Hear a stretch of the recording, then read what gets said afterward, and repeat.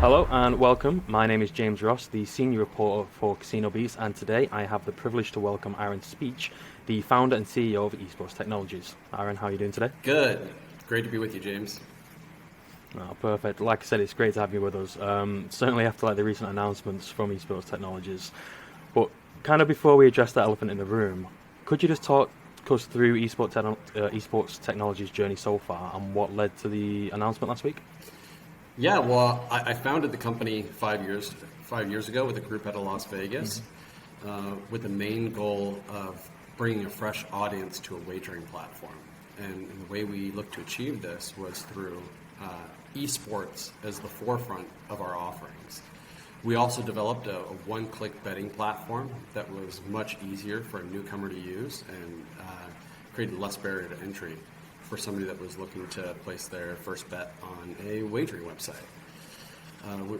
We got about 60,000 customers over the course of 4 years. Most of those customers were in the Philippines and South America. And then we raised our Series A this last October.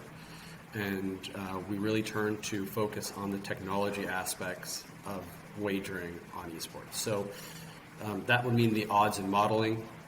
We wanted to make sure that we could develop odds that were in line with the rest of the sporting community, whereas typically you'll see a line for like NFL or soccer can be anywhere between 3.5% to 4.5%.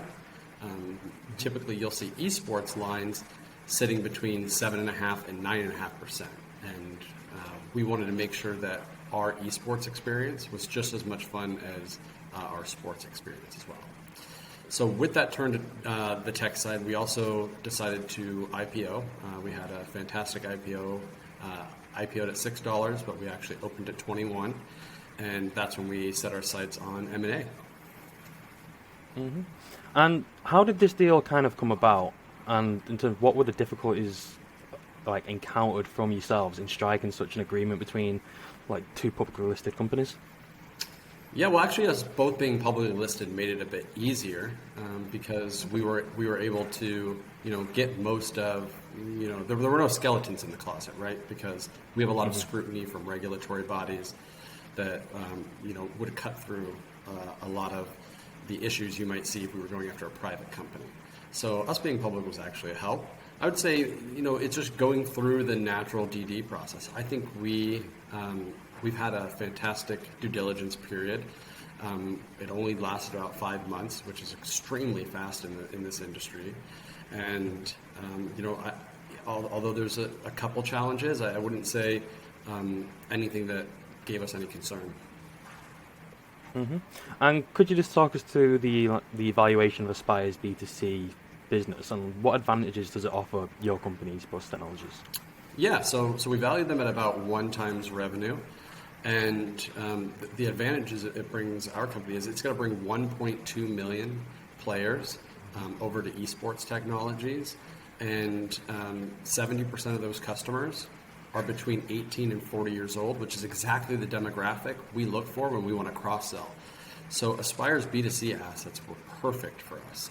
And because they don't currently offer esports to those customers now, we can grow that business both wider because we are bringing over the 14 employees that work on the B2C side, but we can also grow it deeper as well because we're going to be able to integrate our tech, our odds, and our esports in with the current customer base and cross-sell them into new products.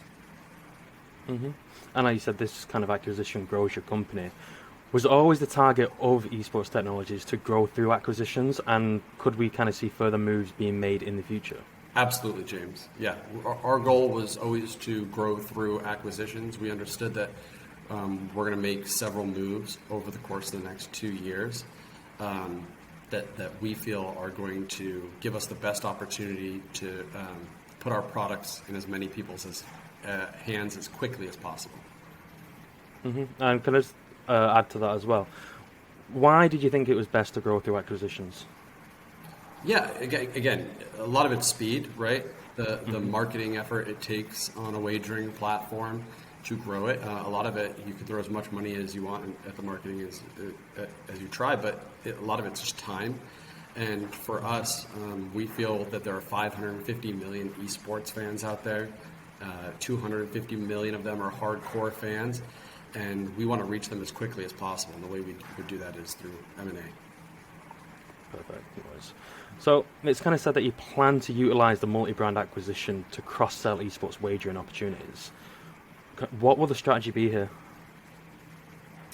So we're going to be launching our esports book product in the first quarter of next year. Our esports book product is going to be our regulated esports and sports wagering site, and we're going to cross-sell the consumers from the various Aspire brands into the esports book product and give them a full suite of offerings that they haven't had before. Mm-hmm.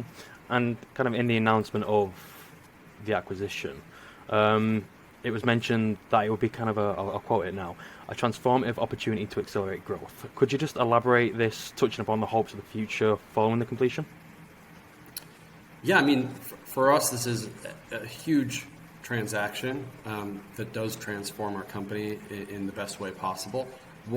We are developing several pieces of core technology, one of them including browser bets, that are going to allow us to bring the consumer closer to the wagering products. So, through M&A, we feel we have the best opportunity to put those products into their hands. So that's why it's so transformative to us. Mm-hmm. And alongside the purchase is the ongoing B2b partnership with Aspire.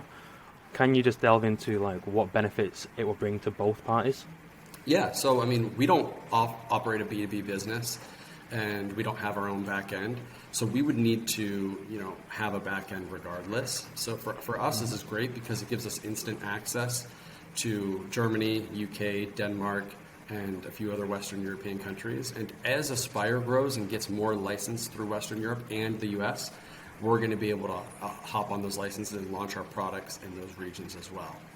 So for us, the synergies are huge. For Aspire, it's great because although they're selling the asset, they actually get to keep part of the revenue in-house, and we get to become their biggest customer, which is fantastic. Perfect. And, the final question from me.